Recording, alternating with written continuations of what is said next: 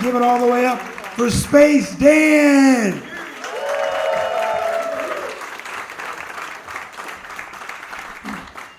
Let's hear it for David Brooks.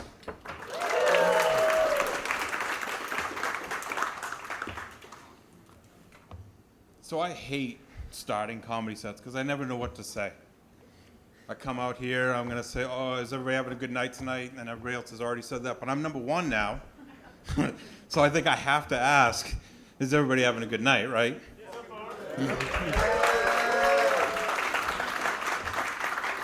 And I'm going to fuck with this chord the entire time. I've been yelled at multiple times, especially by the wife. So probably just get used to that.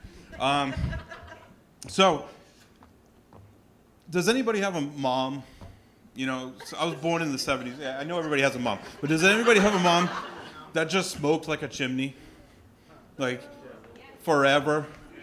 So my mom smoked from before I was born, during gestation, and after. So I'm pretty sure she was on the operating table while I was, being conceived to, or no, so wrong way. Not conceived. When I was being born, Elton John was playing the entire time. And so I was almost Elton John, like Elton John Taylor. And I think, that might have been a different life for me. I'm just saying. But no, she smokes so much that I think the cigarettes are just going to retire and tell her she just needs another vice. Like, they've had enough. Benson and Hedges, please don't call anymore. We're good. We're going to Florida and watch the Red Sox or whatever the hell they do. Yeah, she was just, she just fishbowl the car when we were going to Florida. I would have secondhand smoke all the way to Florida. We were in Cape Cod at the time, so we were going 1,000 miles of just billowing smoke at me. So I was kind of prepared if we still had the smoking thing in here. Anyways, so she's one of those people that if you're going into CVS or something, she's like, hold back, I got to get a burner. And that's the Cape Cod way of saying I'm going to have a smoke. And my mom, she fucking judges people like you wouldn't believe. She'd be sitting there with that cigarette, just looking at people, judging. Why does that person have green and red together? Did they look in the mirror today? Their hair is way the fuck off. They probably smell too. And I'm like, Mom, just chill the fuck out. Like, leave them alone. They'll be fine. And what's weird about it is she would preach, kindness to me.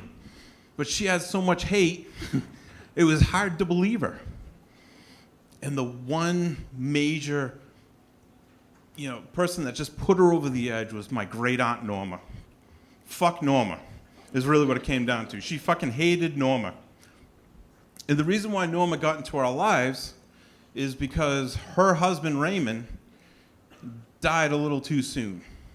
Maybe not from his perspective, but he made it to about 60 and was like, fuck it, I'm out. I'm not doing it. And so what ended up happening is she moved into my parents' basement. They did a whole thing for her, like an apartment little section and everything. All she did was drive my mom absolutely out of her mind, batshit crazy. In fact, she referred to her as useless as tits in a bowl. Okay? I know that's not the term, but all the way up until about just recently, I learned that's not the term. So she's been saying that for my entire life, as useless as tits in a bowl, and all I could picture was like this Jello bowl of like these little boobies, rolling around. So it always fucked with me. But the night that Raymond passed away, Norma called the ambulance, gave the wrong address somehow, which I'm pretty convinced that Raymond had been working on that for a while, right? I think he wanted out. So he's in the hospital on his deathbed, and he orders a fucking Big Mac. If that doesn't say, I'm done, put the nail in, I don't know what does. And the reason why I think that was his, his like, I'm getting out, I'm done, I can't do this marriage anymore, I'll get into right now. So my mom comes running at me hot, and she's screaming, Daniel! Daniel! And I'm right here. Like, what's up? I'm eating macaroni and cheese or whatever. I'm trying to avoid actually cleaning a dish, so I'm eating it out of the pot. I clean the fork, okay? I left the other thing to soak, but someone got it, I assume, at some point. So she's like, I got big news. Big news. Now, I don't know if it's cancer that she solved. Someone's getting their first flight to the moon. I don't know what she's about to tell me. So I look at her and I'm like, well, what's up? And she goes, well, I got big news about Norma. She just got back from the doctor. I can't wait to tell you. I'm like, oh, this is going to be great. I'm like, is she dying? She goes, not yet. High blood pressure, so fingers crossed, right? But no. So she looks at me and she's kind of like giving me the eyeball and she goes, Norma still has her hymen. Norma's 80 years old at this point. She had a 40-year marriage of nothing. So Raymond, he was in the service. He comes back. I'm assuming he's excited to break the seal on his new in-box wife. That eagle never landed. I can guarantee you that. So he gets all the way here, he, on top of all that, he would work 6 days a week washing dishes and then go home and wash more dishes, do the laundry, mow the lawn, and service himself, really. I mean, he had to do it all.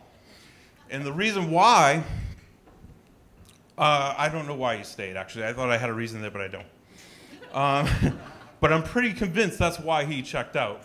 At the end there. I'm pretty sure you kept telling her the wrong address, getting ready for that heart attack, so she'd screw that up and he'd go to the wrong, they'd be a little bit late and might not get the life-saving stuff he needed. But the reason why she didn't want to have sex is because her mom had complications during childbirth. And I figure, she's probably got plenty of things to help her in the time period that she was in. I really think she had a better chance of getting sacrificed to a volcano than anything else, really, right? Being a virgin. But I'm going to leave you with this. When she went to the Pearly Gates, did she get a fast pass to the front? Or did they just send her to the suicide bombers? That's my time. Thank you.